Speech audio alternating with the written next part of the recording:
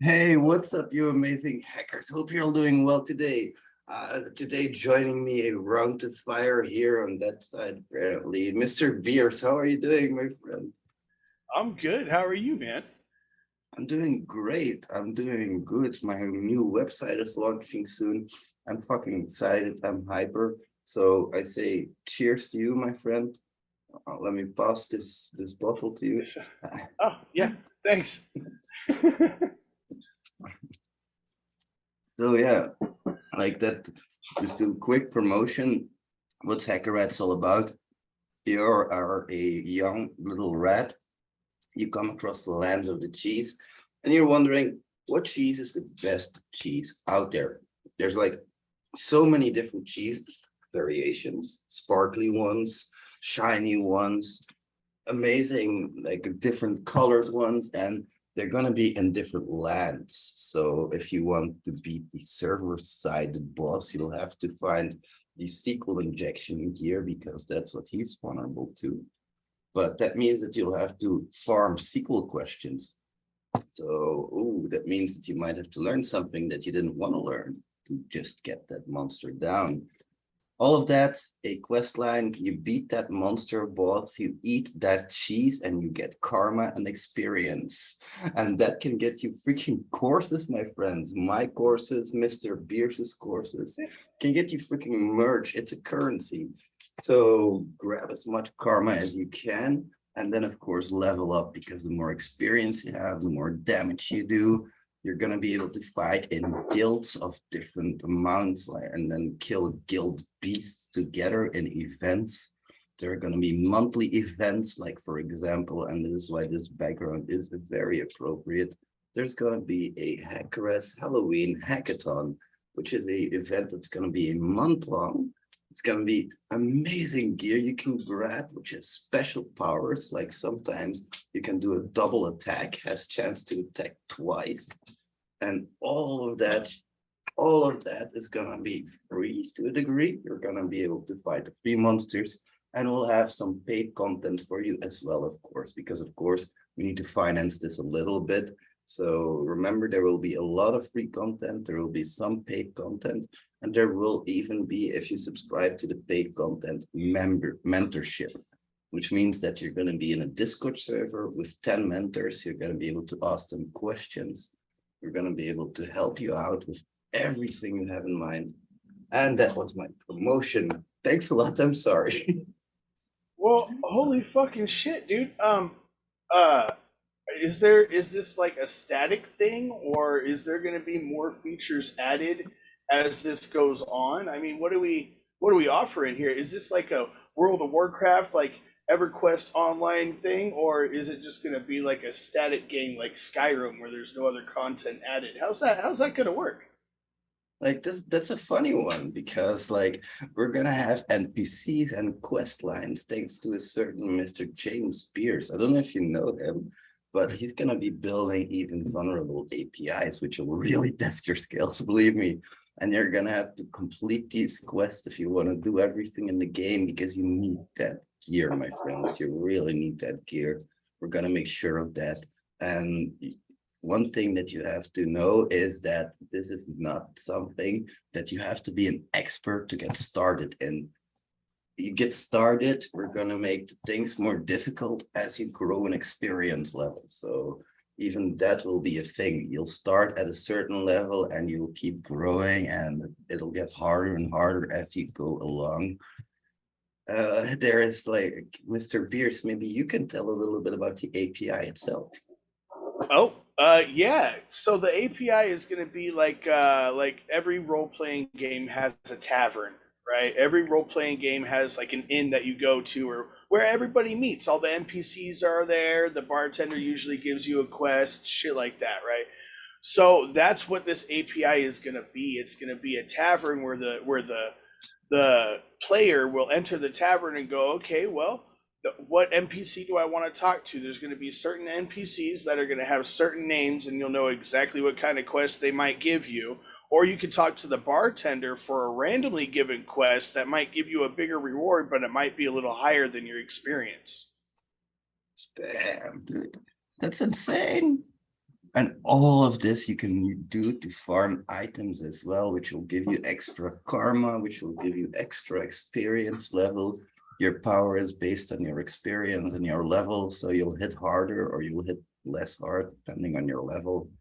I think you guys are gonna have fun now. All of these Oh yeah. features are not gonna be there from the start, of course. What are we gonna No, we're going launch to be with? building this up. Exactly. So the 31st will be launch date. We'll be launching with the inventory karma shop, with the quests, with the mentorship system. So there's quite a lot to do in there. Don't worry, you will not be bored. And while you will be doing that, we'll be developing more. And it's not just about doing this content once. What we want you to do is, because you can only get karma once. So that means if you solve a step, you can only get karma once. If you solve a task, you can only get karma once. But if you prestige, you can get karma again. And it's not even the same amount, it's double the amount. And then you prestige again, you even get double the amount again. So you're gonna be able Oh to shit. farm like crazy, dude. And of course, you're gonna get badges and stuff like that. And I think you're gonna enjoy this. That's crazy. He hadn't even told me about that, guys. That's insane. We are, That's crazy.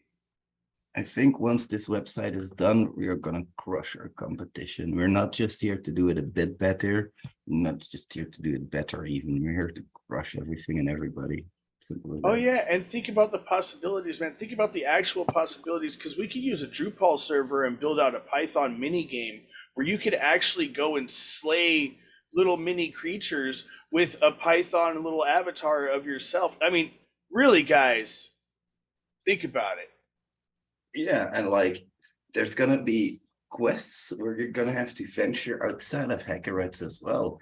For example, to hackspert.com for specific challenges, or to do a Google OSINT challenge. So there's much more than just the quizzes that we have on the website.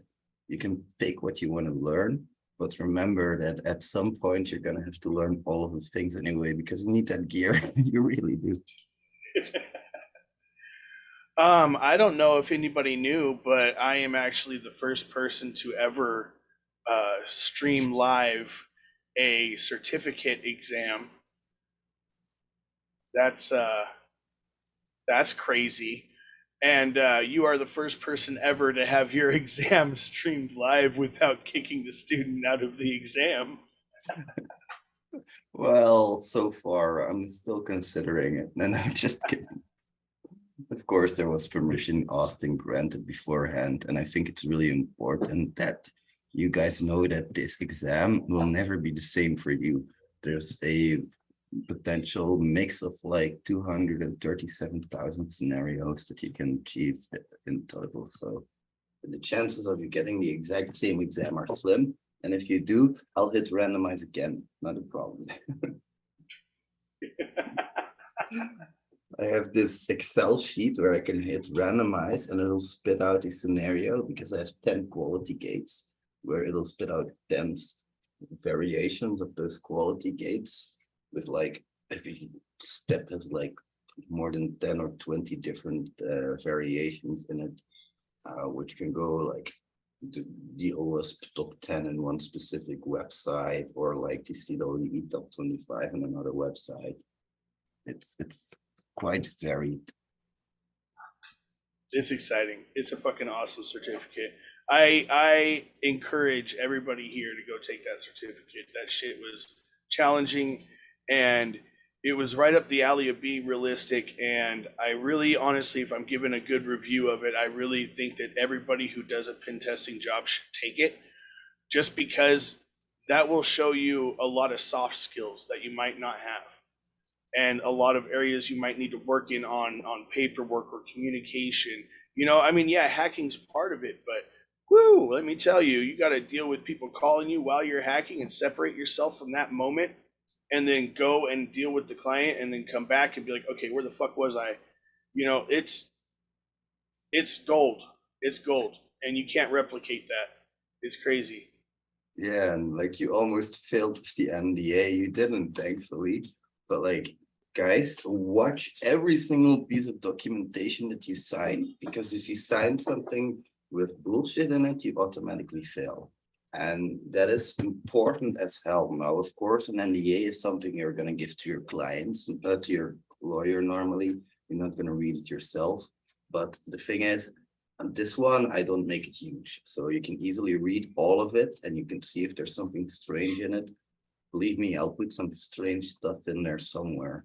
And if you sign that without putting that out and telling me, hey, I will sign this, but you have to remove this first.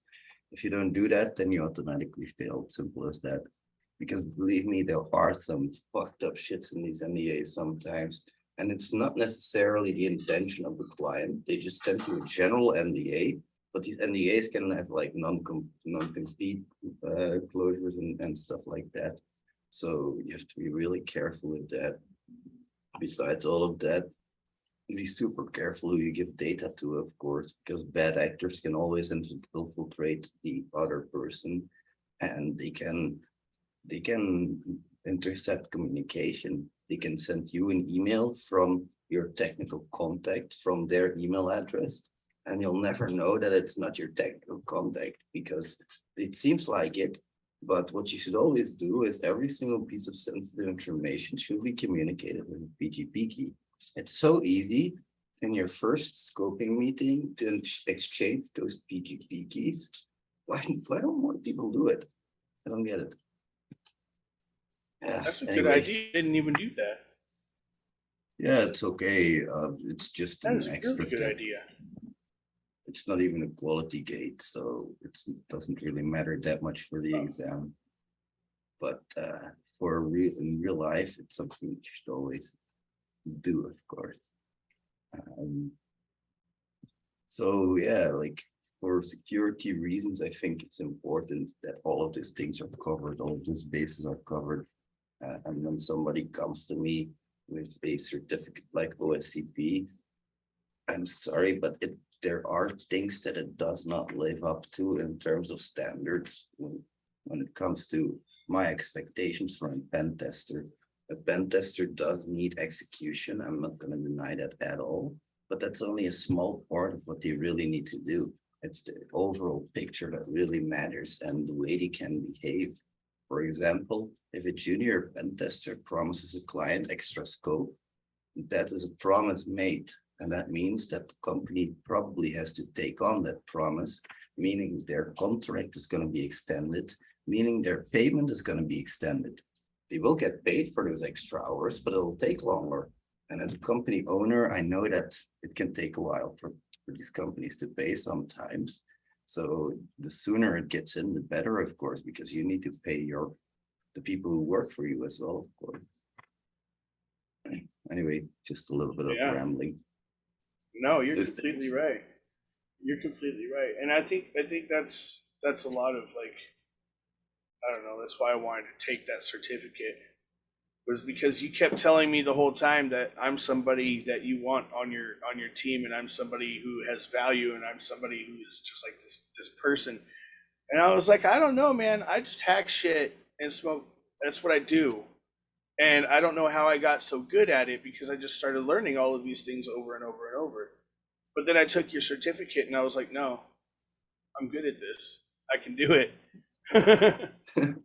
Yeah, and definitely there are some things that are important when it comes to execution, for example. But let's be real, execution is learned on the job anyway. You'll get some kind of basic knowledge that you need to know. That's important, but most of the execution part is learned on the job. And yeah, I expect a pen tester to be able to handle an API, not particularly a junior pen tester that comes into the field for the very first time, fresh out of high school. That's a different story, but still, I expect a pen tester to know what an API is, how to handle an API, what web applications are, what the request is, what the request method means. I don't have to explain to them what a parameter is. I can explain the different types of brute forcing. But even that goes a step too far, in my opinion, because you can easily learn that. what I want to teach my pen testers is going beyond much more than the clients normally are expecting. Like documentation is really important for me. That coverage document is super, super important that you do that right and send it to your client. That's just a report of how far you are, what you expect to have to test, just a small little status report, basically. And of course, that is super, super important, that documentation part. And it's not just your stupid report. Your report matters. Your report matters a hell of a lot. But like, there's much more than that. And what I wanted to teach is that, for example, I want to give, if I do a specific test where I have to create some API testing, I want to give a complete Postman collection to my client so that they can easily repeat my tests. That means that for every single test that I do, I'm going to have to create a Postman request specifically for that vulnerability, which is a lot of work, but it can be automated to a degree. If you use Postman collections and then you use a runner, you can include CSV files. These CSV files can be containing attack factors, so you can make a loop that goes over all of these attack factors, basically is what I'm trying to say. But still, you should deliver all of this to your client. And then I don't even want to talk too much about OWASP API top 10s and shit like that, because people think it's the holy grail when it comes to coverage. But it was never meant for that. If you want, I got a question then. I got a question. Go ahead. I got a question. Okay. Are security professionals ready for Web3 vulnerabilities? I think nobody's ready for that. Like, I mean, the more I look into them, they're just basic attacks that we already know for APIs, but applied to contracts, right?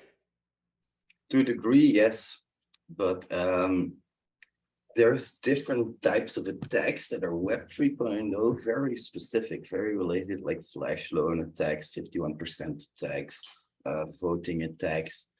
All of these things are very specific to Web 3.0. And then there's also the endpoint integration. So you have Web 2.0 stuff and you have Web 3.0 stuff. But at some point you need to integrate. Like if I have a blockchain, I need a wallet or something. And that wallet application is also just an application, meaning that I can use the blockchain to transport things like shellcode. And I can get a reverse shell through the blockchain. I just send it over. If I know there's a specific vulnerability in a wallet, I can send people money. I can literally send you money, and the moment you open your wallet, it can be compromised. Your computer can be fully compromised. It's a theorized attack, of course. It's never been fully executed and never even been proven possible. But all you would need, okay, I got it. All you would need is to create your own malicious wallet. To a degree, yeah. And then once that wallet brings in those currencies, right? Attach the wallet to your Ethereum wallet, right? Attach your wallet to your Ethereum whatever. And then once you attach the wallet to the Ethereum network, now you have a secured transport device for whatever payloads you're sending. Yeah, that's something that we've been theorizing as well, where you can make the wallet do a command where it just sends over all of your other crypto to a specific wallet. And then, like you say, you can even make it where you have your own wallet that you've created and that you've put out in the wild, and it can do nothing for a long time until you hit the kill switch. And then it can suddenly send out everybody's crypto at the same time, because it would not be smart to immediately execute the order. It would be smarter to wait for a kill switch and do it all at the same time. But the biggest problem there is getting that stolen funds and getting it to a wallet that is not frozen or blocked. Because the moment those stolen funds get reported, all major cryptocurrency exchanges block them. Now, the problem is you can't really sell them to anybody either, because the moment something is sent out from those wallets, the wallets it gets sent to is also blocked. You can easily follow that on Etherscan, for example.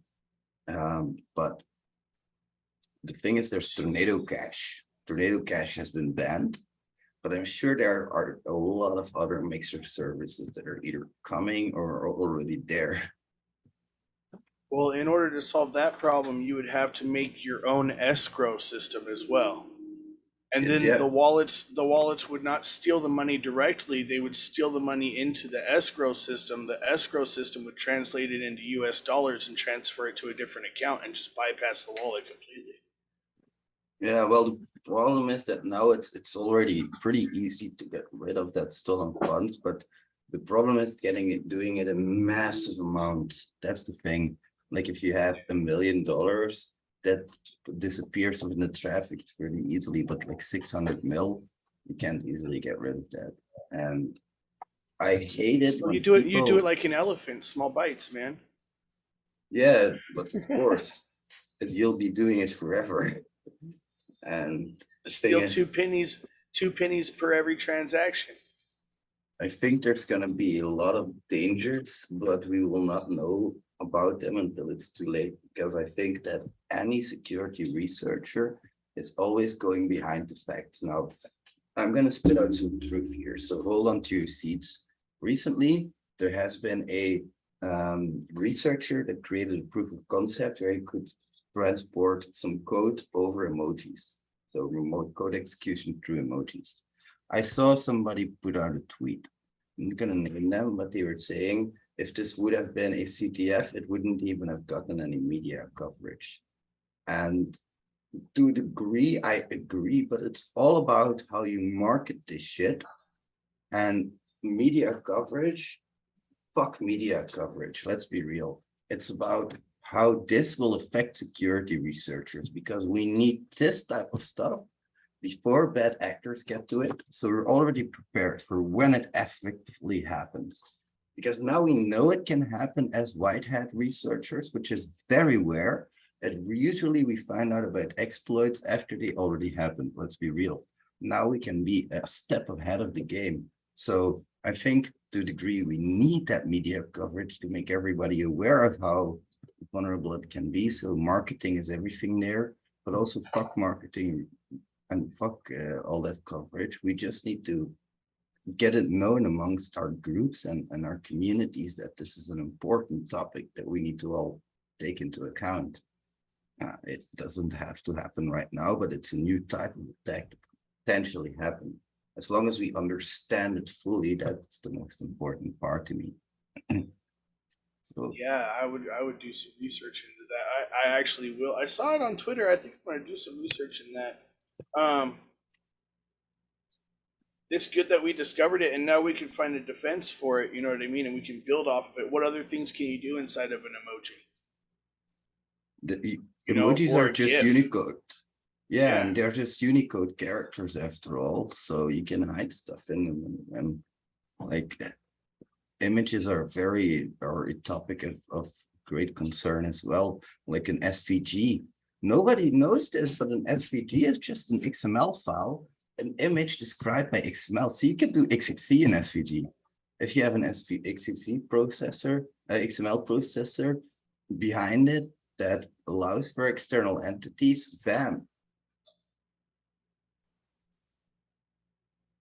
Yeah, I actually Sorry. have 2 files. I have 2 files in my computer that I save for XXE upload attacks. They're SVG files. One of them is a XSS, and the other one is an XXE that pulls the www dot something file for Apache.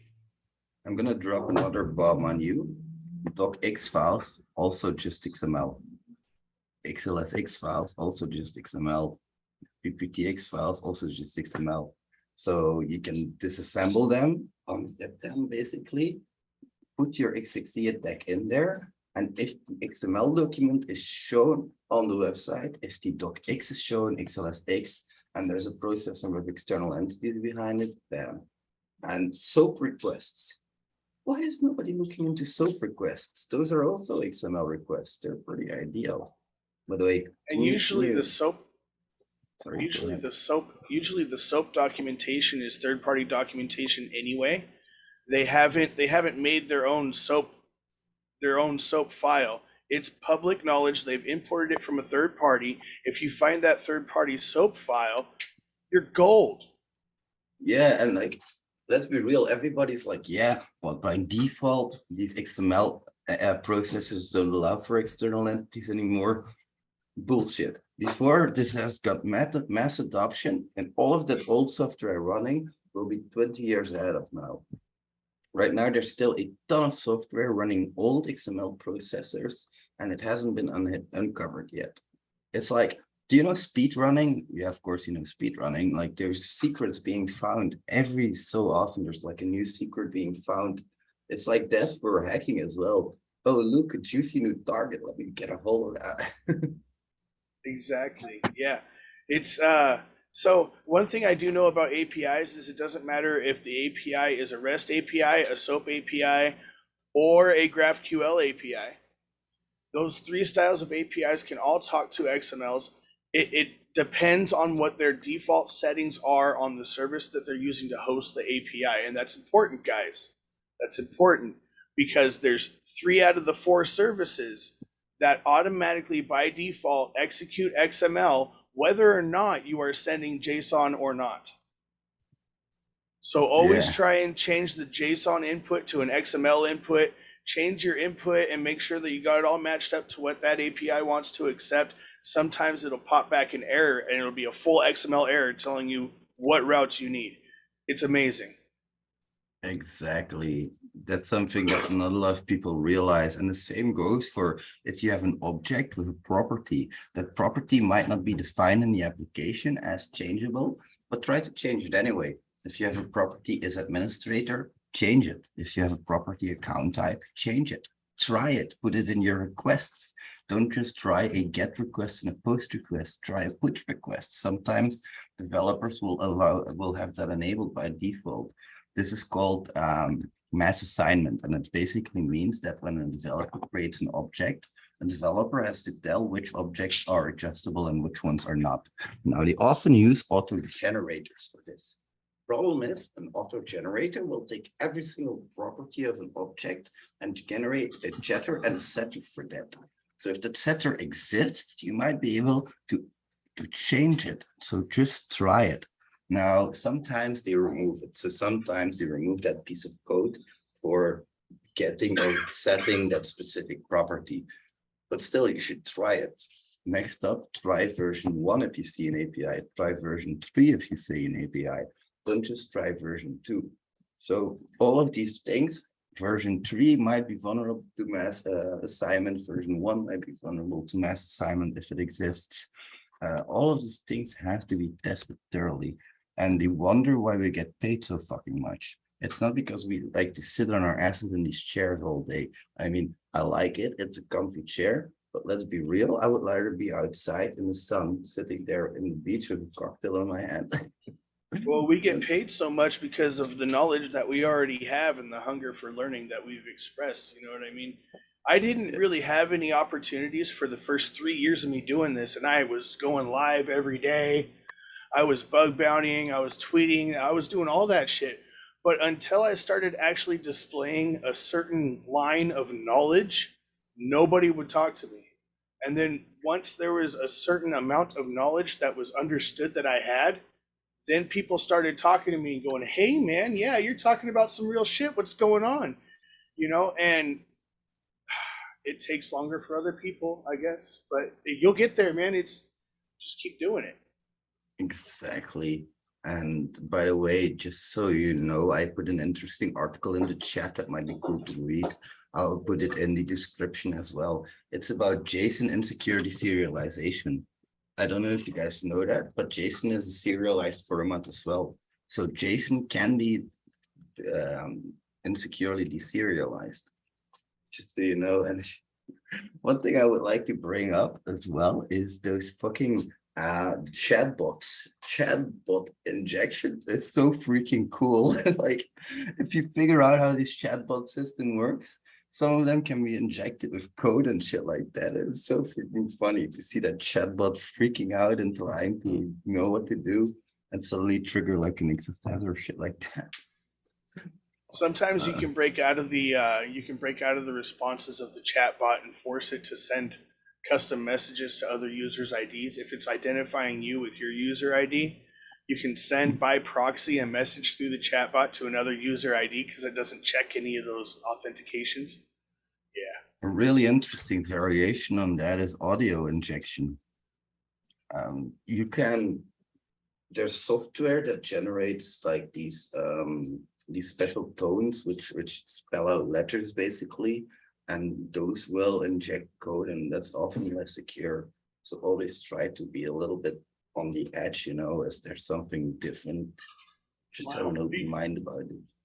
I heard about hold on, you're over here. Yeah. Did you hear about in China how the people were like painting SQL queries on their fucking faces, dude, and triggering the cameras to like do injections and shit? Dude. Yeah. There are number plate signs that do the same thing and shit like that, like these speed cameras dropping all the tables and stuff like that. Fucking Big Brother's getting hacked, bro. Yeah, like that's security is gonna be a big factor in all of these things. If you guys have those video ring doorbell things, the ring things, don't really.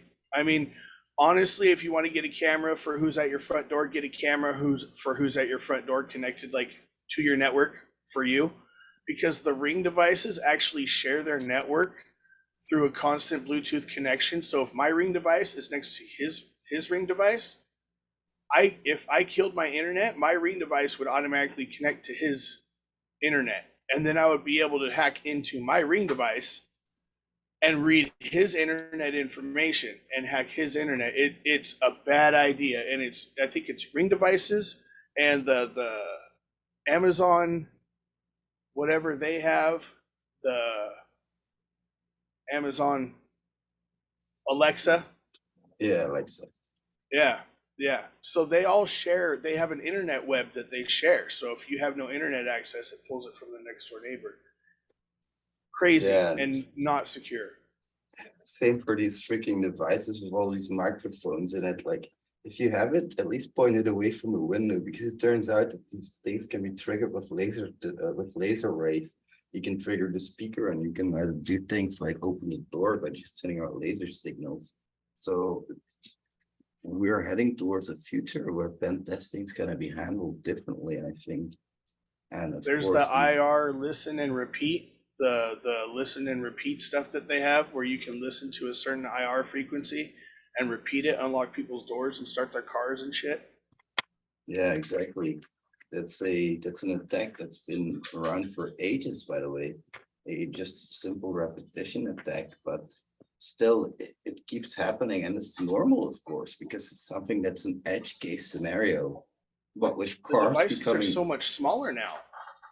Yeah, my biggest problem is that everything is becoming a freaking computer these days. Like my Tesla is a computer. It's nothing but computer. Maybe you have an engine in there, but that's it.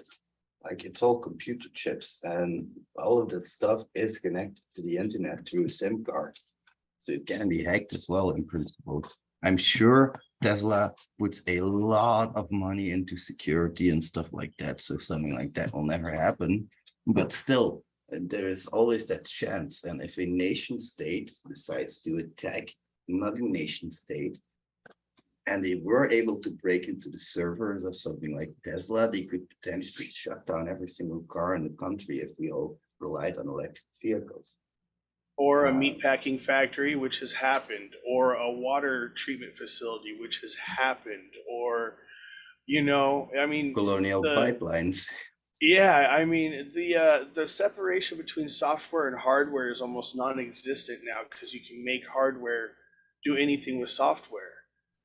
And the more automated that we get, the more realistic that's going to be, to where there's going to be something cutting your lawn outside with a fucking 25-foot scythe that somebody could hack and just tell to fucking go haywire. You know, there has to I'm be responsibility and security in that. I am convinced that somebody hacked my vacuum cleaner, man. I'm convinced of it. You Because got the one of the thing little never robot ones? listens. Yeah. And like I tell it, stay there, and it comes here. I put something in front of the entrance, it goes under the table. I swear that fucking thing is either haunted or somebody hacked it. My baby's not even internet connected. my I, my I my sister-in-law has one of those, and she calls it stupid fat whore because it never does what it's told. oh man.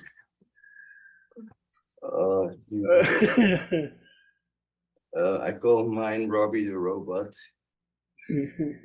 because it robs you of any dignity. Did you You ever have to. used to watch that show Robot Wars? Yeah, I fucking love that shit, man. Oh man, I Where love they that. have That's they have the remote control robots and they just like destroy each other. They spent like years working on these robots and shit. I I love built those my shows. own robot when I was a kid. I loved doing that. I had to do a lot of things. I had it follow lines. So I bought like a sensor to, and then I programmed it to read black and follow the black. And if it went to the white, then it would go back to the black part. So you could draw like a Sharpie, you could draw like a line, and you could even make it very squiggly. You could follow it perfectly. And it had like one front wheel and two back wheels to make it much easier to gimbal. And I had like well, two motors in it for every wheel one, so I could tell it when to turn and stuff like that. And it started out real simple, you know. I just wanted a robot that could move forward when I told it to move forward. When I just put it on, I wanted it to move. That went onwards to like that data thingy for the reading. And I put optical sensors on there so it wouldn't bump into shit. I miss that robot, dude. I've never built a robot in my life. That sounds fun. I've done a lot of like breadboard projects, I guess you could say, with my little breadboard pack that I bought. What is that thing called? An Arduino. I have a little Arduino IDE with breadboard stuff, but I don't know. I haven't really dove into it too much because that's like the area. You know how I am with learning. You know what I mean. And once I go into that area and I start doing that type of shit, it's gonna be a year and a half before I come back out of it. Exactly. That's why I did it when I was a kid, you know. I fucked with all of that shit. And then I learned like lock picking, and it took me like a long time. And the problem is you learn it and then you don't do it for a while and you forget all about it, you know. I don't have the feeling anymore at all. I'd have to start from zero almost. Man, You got to I work don't the even muscle know. if you want it. Yeah, and all these new techniques as well. It's like there's new RAM locks that you can get. There's like new of these. You have in lock picking. There's these specific lock picks that you just have to ramble around, and it'll set the pins right. If you put on the right tension, it'll set the pins right by just rambling it around. And like I never learned that stuff. That sounds awesome. Yeah, I've seen a couple of lock picking videos where the guy just like holds a pick and he's just like shoot shoot shoot shoot shoot shoot, shoot and then Yeah, unlocks it. I'm like, what the fuck? that's And the he's like, one. all you gotta do is run it back and forth, and it'll go and it'll bump all of Yeah, it's like this guy, them. Peter, I think it was Peter Schiphol, but I'm not sure anymore. He made like a unpickable lock. He put it on his door and he called all kinds of locksmiths to come around and try to lock pick it. And he was like, I lost my key, can you come help me? And they try it and they try it, and they're like, I don't know what's going on. Really funny to see. If I find that video again, I'll put it in the description as well. Uh, I think it's fun to learn these skills, of course, but to learn something that is monetizable is a lot harder because, as you say, you need to put hours, sometimes days, sometimes weeks, years, months into it before you can even get to a level where you're proficient enough to do all of this stuff, let alone to ask money for it. I think I learned for about 4 years before I started my own pen testing company. And in those 4 years, I also made no money doing this. This was for just a challenge, you know. I love doing this. But now the time has come for me. I need to do a little bit of practice, a little bit of learning, and a little bit of execution on a real company as well. It's super important that I get that real life experience. And like not just the smaller companies that we're used to in Belgium. I want to hit the bigger companies as well, of course. I think that'd be great. I think that we're more than ready as a team, as a collective, that we could take on any size company that wants to come at us. And I'm just gonna say this out loud right now. We might seem like a bunch of goofs sitting here laughing about that shit and stuff like that and cursing all day, but we can be professional at times as well. We have our own pen testing company, and we have this unique ability to scale up rather quickly because we can take on a lot of tasks very, very quickly. And like I say, we do extraordinary work. Usually a lot of our work is repeatable. So that means that you can hire us once, you can pass all of our documentation to the QA department, and they can repeat all of our testing over and over again. We know how expensive security testing is, and we do not want you to have to buy our services every single release. Every single release should be almost automatically tested even. That's as far as I'm willing to go, especially when it comes to API testing. API calls can be very easily automated and should be put in a CI/CD pipeline if possible. I might be going too far in that. People might be thinking that, but I think that's perfect. Yeah, I do think that's required. And especially for these type of things where you want to hit the bigger targets. I want to go governance level.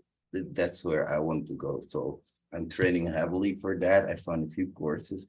Yes, besides all of that shit, I'm training again for more stuff. And soon I'll follow some live lessons from a guy I really respect that's been in the business for a long time.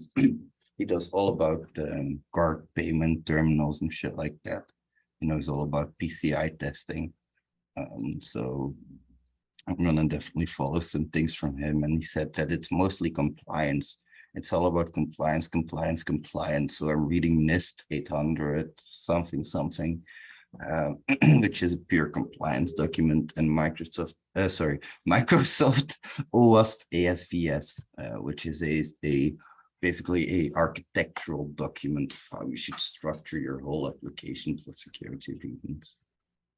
And then there's also OWASP SAM, of course. Have you ever seen OWASP SAM? What is that? Oh, I will show you something cool, my friend. Is that the mobile OWASP thing?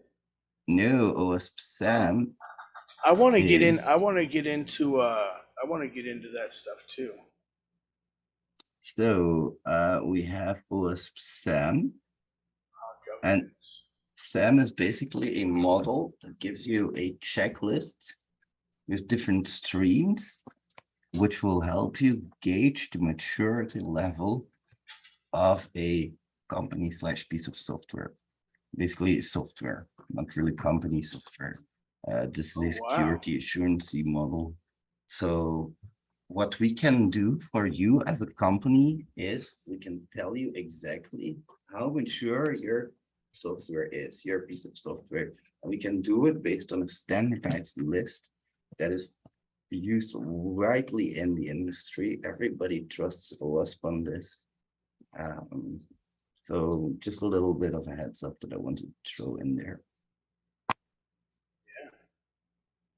No, we have all good reviews. I mean, we haven't had a client walk away and say that they were bad with our services. In fact, I believe that we have return clients, if I'm not mistaken.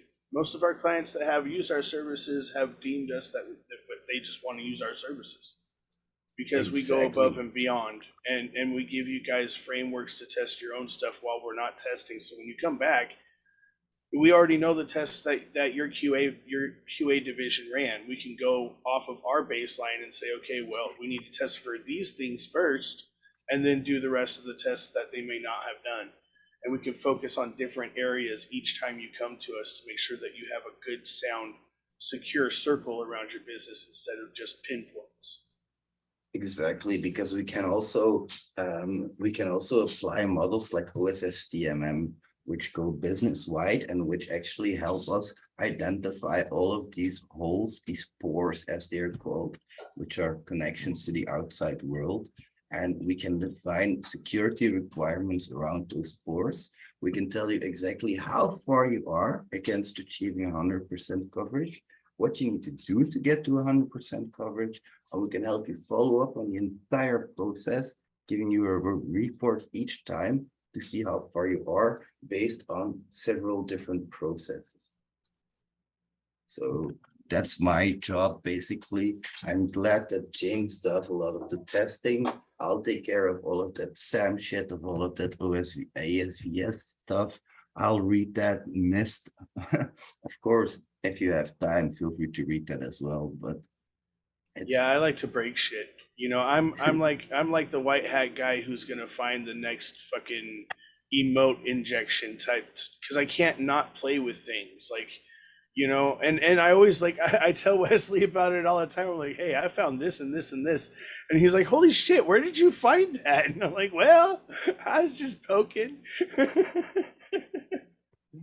yeah, and it's important for me that you guys realize as well that we always calculate an exploratory testing for testers like James. We give them a certain coverage level to achieve, but we also give them some free time, some free range time. And we usually calculate based on project level. So if you have a complete project, we try to give you a total estimate of what it's going to cost you upfront, so you don't have to worry about, is it going to fit in my budget or not. And we also are adjustable to your budget, meaning that if you only have like budget for the basic pen test of 5 days, then we'll focus on the heavy vulnerabilities for these 5 days. And we won't just focus on coverage level like we usually do. We'll run vulnerability scanners and we'll use our time to manually explore the things we find most important in the OS top 10, for example. But what we will do is we'll tell you exactly what we've covered and what we still have to cover. And that will give you an idea as well of where you are in your security. Yeah, and we also provide proofs of concept with each bug over low. Each bug over low that we find, we develop a POC, proof of concept, so your team can repeat our results with their environment, and then a recommended, not a recommended exact solution, but a solution trail of like, these are the multiple things that you can do to fix this bug, depending on your structure and your framework and however you want to do it. So exactly, it's very flexible with your company. Yeah, we try to work with you to find remediation steps that will work for you. So that way, of course, we trust your engineers fully on this, and their word is final, but we want to at least give you a few ways that you can fix some issues if possible. And we can always give you advice on what we would recommend as well and that stuff. There are certain things, for example, that we can say that we would recommend you to fix, but you can still decide not to. Like if we see a non-functional error, like a 400 or a 500 server error, or like a stack trace, we always say try to fix this, and especially depending on your business. But you still might decide not to fix it. All up to you.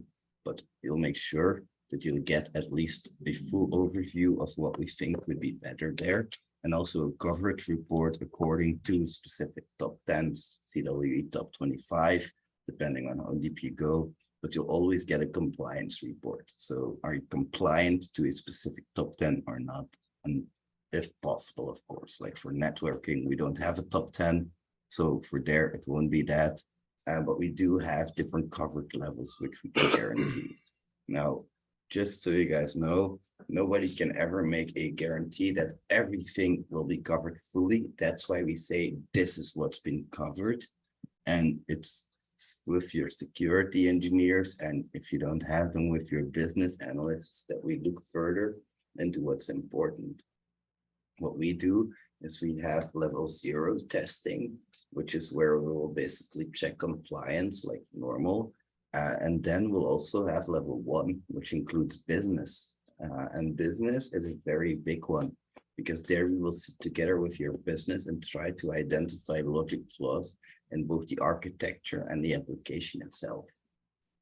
Besides that, we also have level 2 testing, but that's governance level. That's where we're moving towards, of course. All right, I'm sorry if I made a little bit of advertisement there, but it's also something people can learn from, awesome, I think. Man. Yeah, no, that's awesome. I think that it's awesome because, I mean, these are the things that we're excited about. You know what I mean? These are the things that are happening and up and coming. So it's like, why not? Yeah, and like this is what I say. This is what I mean when I say I'm extremely tough on people that work with me. And it's not just pen testing for me. Somebody that works with me represents my company, and you guys have just heard how far I want to go. I need my representatives to do the same thing, of course. I cannot just have them do the most basic stuff. That can be possible, but that won't be a very highly paid level, of course. Like somebody like James is at the highest level of pay, where we know that he's able to do a lot more than a junior just coming in. Now, of course, we'll still give him a few instructions of what we would like to have tested, but the majority of things of how you test that specifically, that's still up to him. Where we might get somebody who's more junior a specific list to test for example, for SQL injections.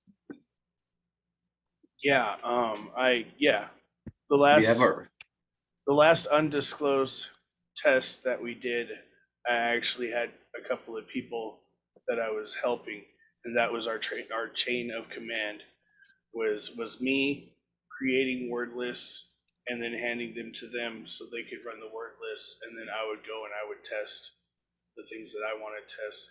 Just because it's not that I'm a senior member, it's just because my knowledge is to a point where I can aid them better by giving them a word list than talking them through what needs to be done, because they know the process. Yeah, and of course we both make mistakes still, so we do internal peer reviews of our documentation as well to make sure that it's in order. Yep, every time.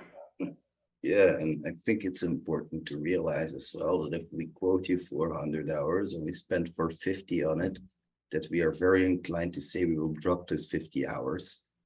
Or that when we've done 200 hours, way before that, you already know from us, it might take longer, because we take that first portion of the assignment to do exploration, and we go far, and then we can see, oh, is this a little bit in line with what we estimated, what we were testing or not. You'll also get full documentation of what has been tested on every single endpoint, with lists, with steps that have been tested. It might seem overkill, but I think it's really important that repeatability is a factor there. It's a lot better than running a burp suite scan and sending it to a client. Yeah, exactly. I am not, that is not something I'm happy about. It gives us a bad name, because it gives a false sense of security, of course, and that is something that, like, if you guys want to know how bad these security scanners are, they're great for helping you, but for a main driver, they're not great. Because like I have 150 labs, Burp Suite is able to identify 38, Zap is able to identify 42, but that's still like over 100 that are missing from that list. Yeah. And I bet a bunch of Zap and Burp detect the same ones. So I mean, if Zap detected 48 and Burp detected 38, then you could probably take about 20 of them out from the Zap results and then add those two together. You're still not even hitting your number. They're pointers, guys. They're pointers. Use the scanners. Fucking use them. There's a bunch of people out here saying don't use scanners, do it manually. Fuck that shit. Do it manually so you know what the process is for the scanner. Okay? Yeah. Do it manually so you know how to configure your scanner. Do it manually and learn it manually so you know what the technology is doing. And then use a fucking scanner. and use the scanner's results as pointers to where there's weaknesses. Don't even pay close attention to what it's saying about what the result is. There is something there that scanner picked up based on your configuration, and you need to look at that data. That's what that means. Take that as a pointer, go and see what might be possible, what vulnerabilities might be possible there, given the URL, given the content, given the response headers, given what you're looking at, and then make a judgment from there whether or not you need to push that further or take it away. If you need to take it away, delete it off the list, on to the next, man. That's candy. That's fucking nectar of the gods that nobody wants to tell you, but just do it. It works. To a degree, I agree, but I'm the kind of guy who will say fuck automation because it doesn't find anything. It does find a lot, but my problem with automation is it can only look where you tell it to look. So if you forget to program something in, it will miss it.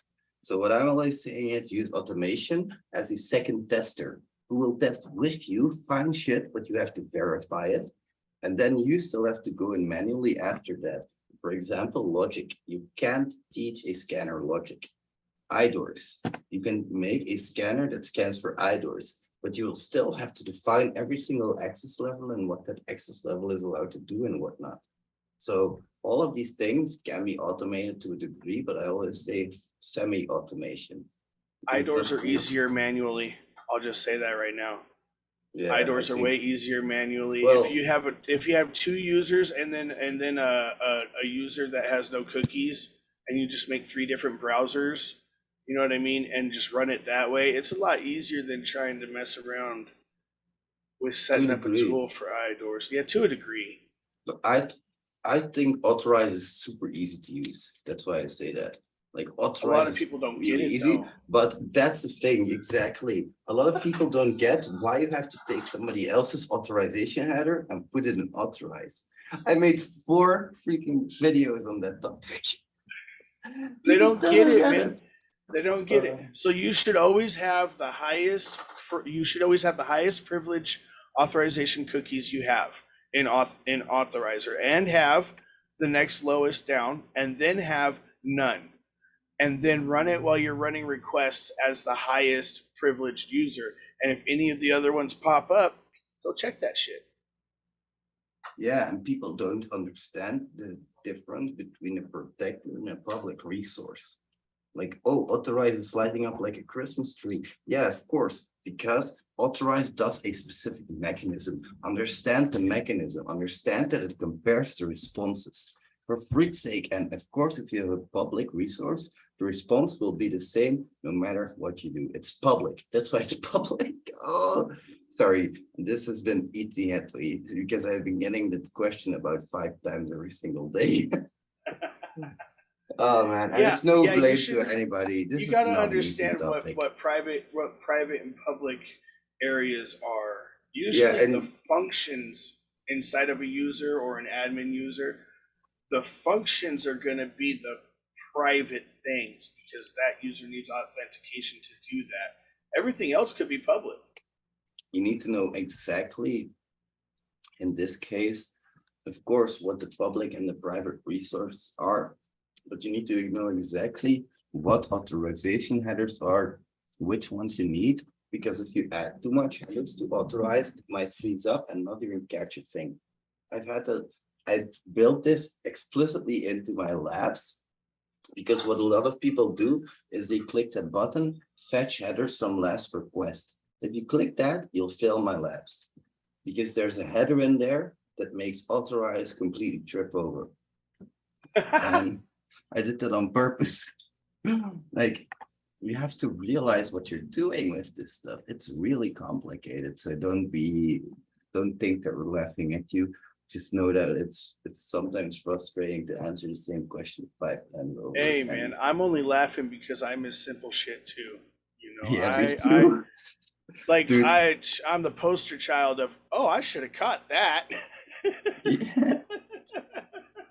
Like SQL injections are my nemesis, you know. And networks, Windows. Don't ask me anything about Windows hacking. It was versioning. Windows, it was versioning with me, was it not? It was versioning. Yeah. Yep, exactly. Yup. Should have caught that. Yeah, and like in your exam, you almost went out of scope, and it was oh good that I got that. Like because Yeah. I'm gonna give you guys a tip. Your website is gonna contain links to a website on a different domain that's gonna contain exactly the same website, but the domain is different. And if you set your scope incorrectly, if you're not looking right, if you start attacking the website that you're not supposed to attack, that's a direct disqualification. Because going out of scope like that could cost me a lawsuit like hell. And I True really don't want to have story. that. True story. I almost failed that certificate a total of 3 times. So if you guys want to go check out my video of me actually doing the certificate, try and find the 3 times I almost failed that shit by like a tooth of a hair. Yeah, it was really frustrating for me because I couldn't do anything. I'm like, James, no, do not touch that. Don't touch that. Man, it was really funny. Yeah, I love doing this as well. I love torturing people. Anyway, my friend, I'm gonna go to bed because it's midnight here. All right, man. All right. Thanks a lot for This the was podcast. this is a great podcast. This is awesome. Yeah, the fire was really warm. It was nice being here. Yeah. All right, bro. I'll talk to you later, man. See you later. Thanks a lot for your time. I really appreciate it. Of course. Anytime. Bye. See you later, and bye bye, everybody. See you later. Bye.